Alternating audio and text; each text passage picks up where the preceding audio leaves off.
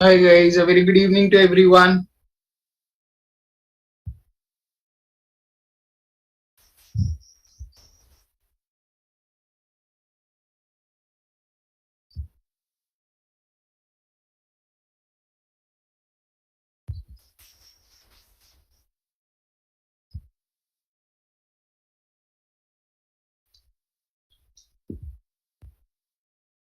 Okay.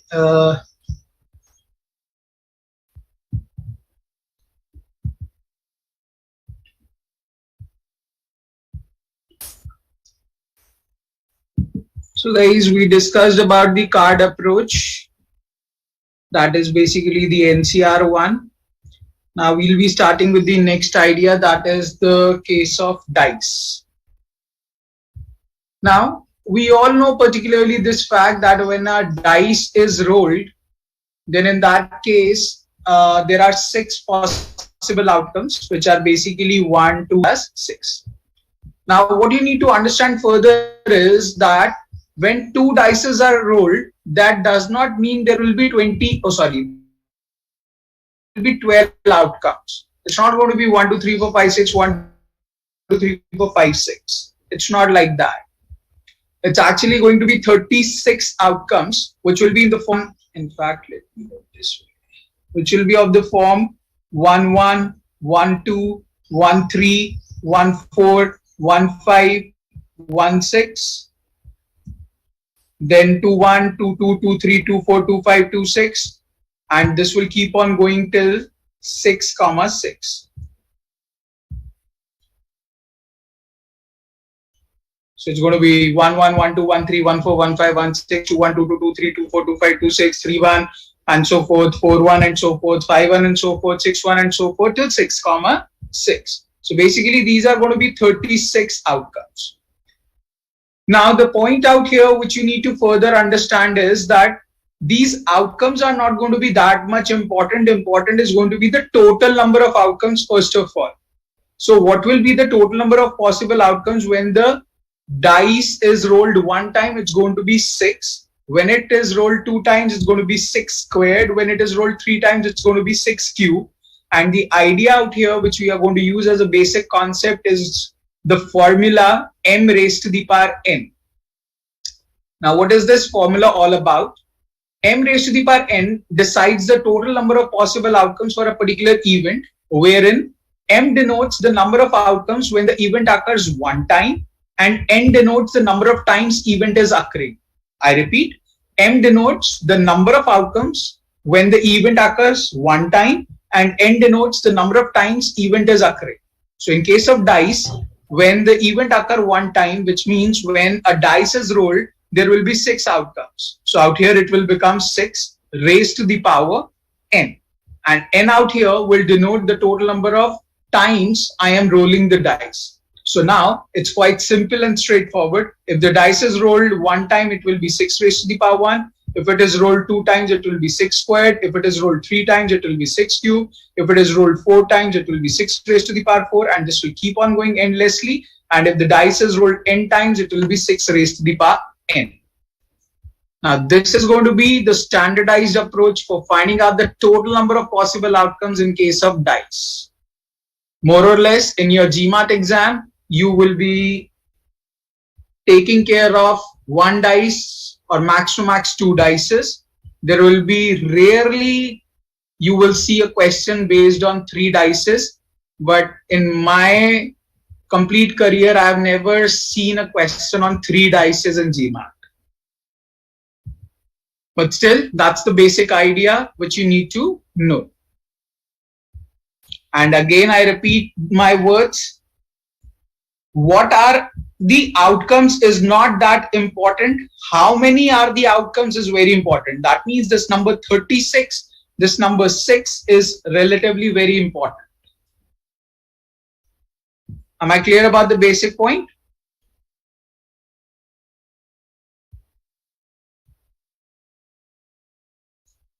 Great. Quickly note down the idea and then we'll attempt a question based on it.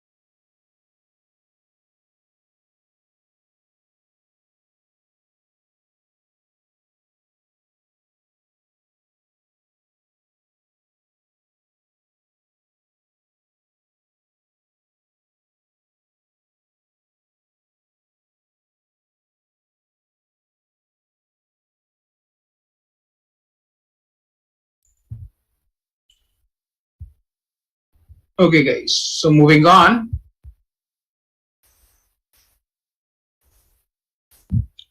So here is the first example guys. You are expected to try out this first example. So quickly do it.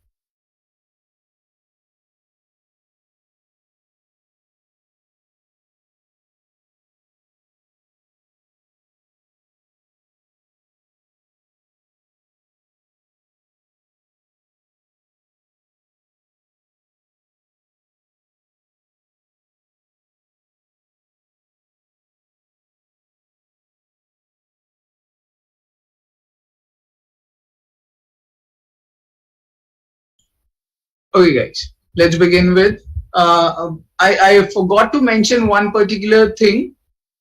Do remember two dices are rolled together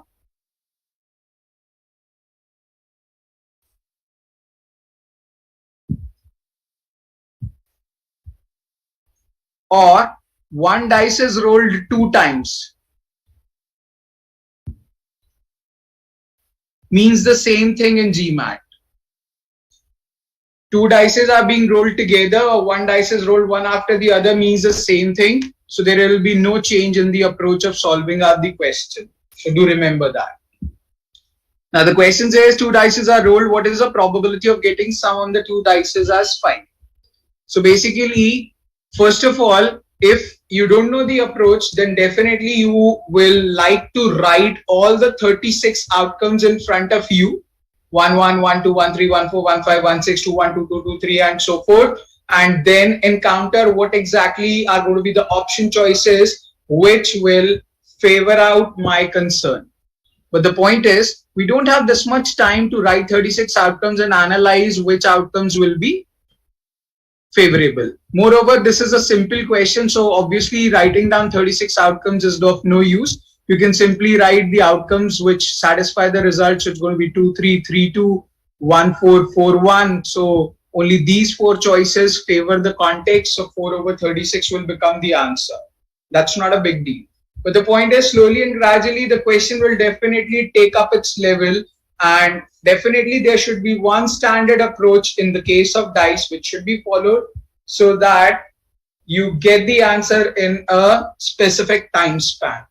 So out here, what you're going to do is, you're going to consider your two hands as two dices and fix up one of the number on one of the dice. That means one of the number on one hand, and see what other number can appear on the second hand to give the desired result. And moreover, to make it more easier, what you can do is simply fix out 1, 2, 3, 4, 5, 6 as the number on one of the dice, and then see what other number can you encounter on the second dice to get the desired result. So for an instance now, in this question, you wanted the sum as 5. So if you fix one of the number as 1, the other number needs to be 4 to give the sum as 5. Just see on this arrow how many option choices you have written. So if there is only one option choice that satisfies the result, so simply write 1 against it. Similarly with 2, if 2 as a number I fix on one of the dice, what should be the other number on the other dice to get the desired result? So 2 plus 3 is 5, so that will be 3. So there is only one number that satisfies the result, so 1 will appear here. With 3, only 2 can appear, one number. With 4, only 1 can appear, one number. With 5, no number can appear. With 6, no number can appear, because if you add anything in 5 and 6, obviously it will give the result more than 5. So you can clearly see now there are 1, 2, 3, 4 outcomes which satisfy the result. Basically, whatever numbers you write here, just add them up. That will give you the favorable outcomes. So 4 will be the favorable outcomes divided by 36, because that's the standard result. 2 dice is being rolled, so total outcomes will be 36. And this is how you will calculate the probability. I totally agree that same amount of time, and this won't take more than 45 seconds to see the desired result. Are we all clear about the approach?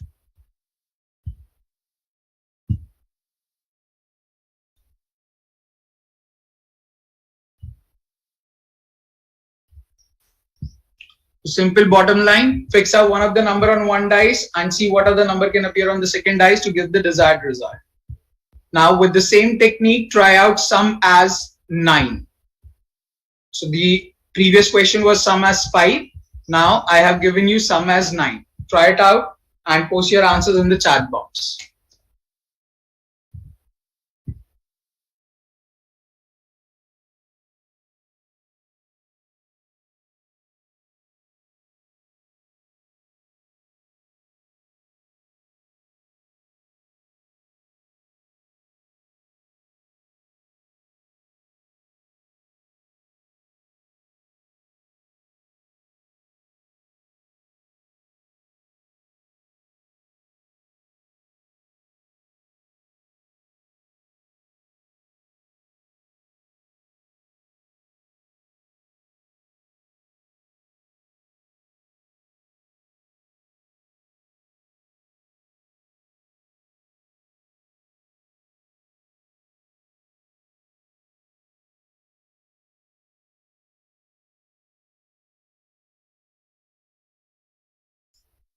Perfect. So 4 by 36 is going to be the correct answer. Simply straightforward. If you fix one of the number as 1, you cannot have any other number to give sum as 9. Same as with the case of 2. No number can give you sum as 9. With 3, you can get 6 to get the sum as 9. One option. With 4, you can get 5. One option. With 5, you can get 4. One option. And with 6, you can get 3. One option. And that will constitute 4 total choices divided by 36. Now, please do remember that in both the cases, you got the answer as 4 by 36. So that doesn't mean that, every time you'll always get the answer as 4 by 36. That's not the case. It is just a coincidence that in these two questions, you are getting the answer as 4 by 36. Are we all clear on these two examples?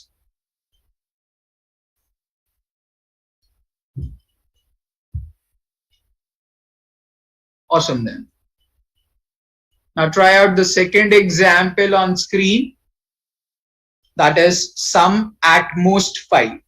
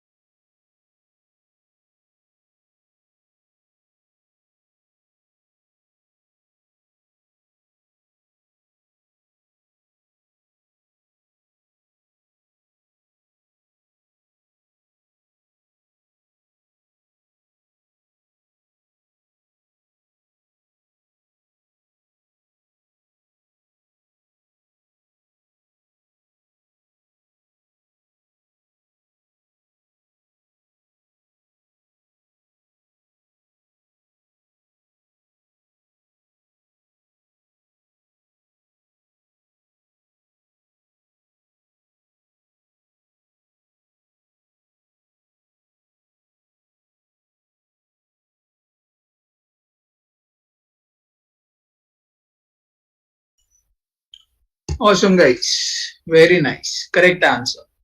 So sum at most 5 basically means at maximum 5 or lesser than that. So my sum cannot exceed from 5. So that means it can be anything anything lesser than or equals to 5. So with 1, I can add 1, I can add 2, I can add 3, and a maximum of 4 I can add, because 4 plus 1 will become 5. So there will be basically 4 outcomes. With 2, I can add 1, I can add 2, I can add 3. A maximum of 3 can be added, because if you add 4, 4 plus 2 will become 6, and that will exceed 5. So there will be only 3 choices which will happen here. With 3, I can add only 1 and 2. 2 choices will satisfy. With 4, I can add only 1. Only 1 choice will satisfy. With 5 and 6, nothing can be added, because if you add anything to 5 or 6, it will exceed. Now, we just need to add and count the numbers 4, 5, 6, 7, 8, 9, 1, 10. So there will be 10 favorable outcomes divided by total number of outcomes. That is going to be 36, and that will become the answer to the question. Are we all clear on this?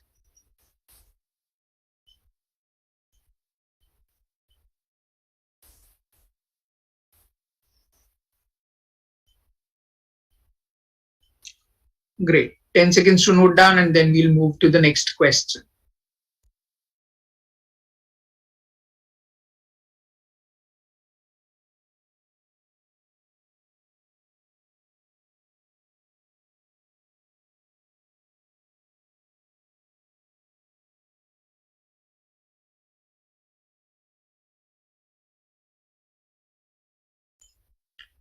Okay, guys, moving on. Now try out this question. Sum at least 5.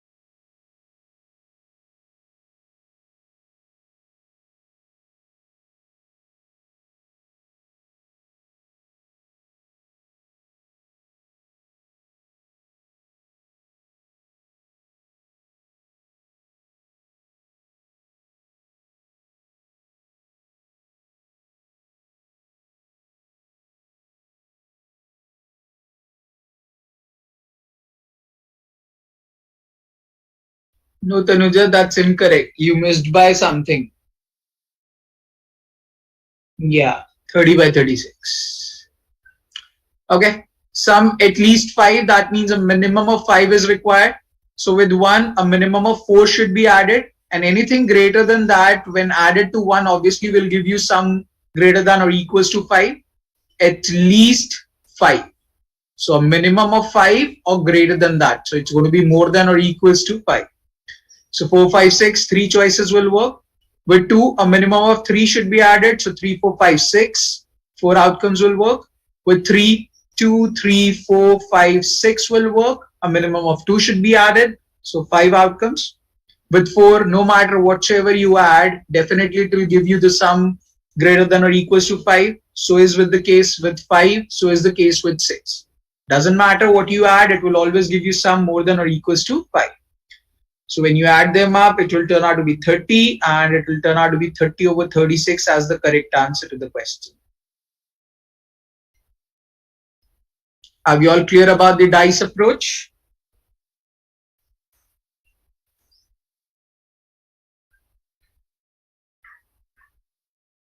Yeah, more or less, this is the thing which you need to basically know. 10 seconds to note down, and then we'll talk about the next approach in place.